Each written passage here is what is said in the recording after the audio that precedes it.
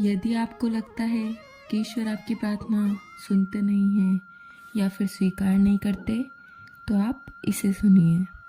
हरे कृष्ण दोस्तों, एक गांव में एक किसान रहता था अपने परिवार के साथ। उसकी एक छोटी सी बेटी थी, मुन्नी, और उसकी पत्नी थी। उस गांव में काफ़ी समय से बारिश नहीं हुई थी। 2-3 साल बीत गए। जितनी जमा पूंजी थी सब खत्म हो गई थी। सबकी स्थिति बहुत दयनीय हो गई थी और बारिश न होने की वजह से खेत खलियान सब सूख गए थे। और बिना पानी के खेती कैसे हो, कैसे फसल आए। किसान अपने घर पर था और बहुत परेशान हो रहा था। ईश्वर से प्रार्थना भी की, लेकिन कोई असर नहीं हुआ। 2 साल बीत गए। परेशानी बढ़ती ही जा रही थी। परेशानी सिर्फ उस किसान की ही नहीं, पूरे गांव की थी। पूरा गांव दुखी था। खाने को कुछ भी नहीं था। सब भूख से परेशान थे। किसी को कुछ समझ ही नहीं आ रहा था कि करे क्या। एक दिन किसान को एक बात याद आई कि किसी ने कहा था, बच्चों की भगवान जल्दी सुनते हैं। तो किसान ने सोचा, ठीक है, आज मैं मुन्नी से बोलता हूँ, साथ बैठकर पूजा करें, भगवान से प्रार्थना करें। हो सकता है मुन्नी की सुन ले। ऐसा सोचकर अपनी पत्नी और मुन्नी को बुलाया और अपने घर के मंदिर में बैठकर पूजा करने लगे और भगवान से प्रार्थना करने लगे। और मुन्नी से कहा, तू भगवान से प्रार्थना करना, क्योंकि लोग कहते हैं भगवान बच्चों की जल्दी सुनते हैं। तो मुन्नी ने कहा, हाँ बाबा, मैं प्रार्थना करूँगी। और प्रार्थना करने लगी। मुन्नी ने मन ही मन कहा, हे भगवान, आप तो सारी दुनिया को चलाने वाले हो। ऐसा मेरे बाबा बताते हैं। सारी दुनिया आपने ही बनाई है, तो आप तो कुछ भी कर सकते हैं। आप किसी को भी अपने दरवाजे से खाली हाथ नहीं भेजते। आप तो सब कुछ दे सकते हैं। तो हे प्रभु, मेरे बाबा और पूरे गांव वाले सब बहुत परेशान हैं, तो आप बारिश कर दो ताकि सूखा ख़त्म हो जाए और सब अपना पेट भरकर खाना खा सके, अच्छे से जीवन जी सके। प्लीज़ भगवान, आप बारिश करवा दो। आप तो सब कुछ कर सकते हो। ये प्रार्थना मुन्नी ने भगवान से की।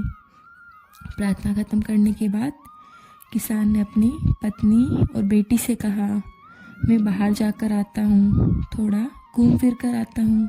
मन बहुत उदास है, कब तक ये सब चलता रहेगा। और किसान ऐसा कहकर बाहर चला गया।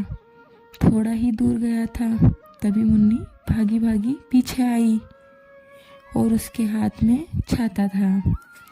और किसान से कहा, बाबा, आप बाहर जा रहे हो, आपने छाता तो लिया ही नहीं। तो किसान ने कहा, बेटा, छाता किस लिए चाहिए। तो मुन्नी ने कहा, अभी प्रार्थना की है ना भगवान से, भगवान को कहा है बारिश करवा दो। भगवान तो सब कुछ कर सकते हैं, सब कुछ दे सकते हैं, तो अभी बारिश हो जाएगी ना बाबा।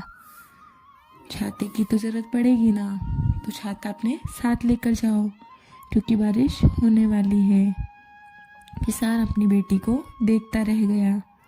उसे गोदी में उठा लिया और उसके माथे को चूमा और मन ही मन सोचा कि प्रार्थना तो मैं भी कर रहा हूँ इतने सालों से, पर विश्वास नहीं था जैसा विश्वास मेरी बेटी का है। दोस्तों, प्रार्थना तो हम सब करते हैं, सब मंदिर जाते हैं, हम सब पूजा पाठ करते हैं, सारी दुनिया प्रार्थना करती है, पूजा करती है, लेकिन खाली प्रार्थना से कुछ नहीं होता। यदि आप ईश्वर के पास जाते हैं तो विश्वास भी तो रखिए। विश्वास होना ज़रूरी है। मैं हमेशा उसी विश्वास की बात करती हूँ। आप जो ईश्वर से प्रार्थना करते हैं, चाहे घर का मंदिर हो या बाहर हो, चाहे आप कहीं पर भी रहकर प्रार्थना करें, खुले आसमान के नीचे या कहीं भी।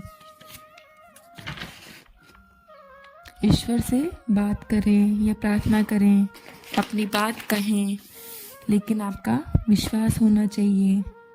यदि आपका विश्वास ही ना हो तो प्रार्थना कैसे फलीभूत होगी।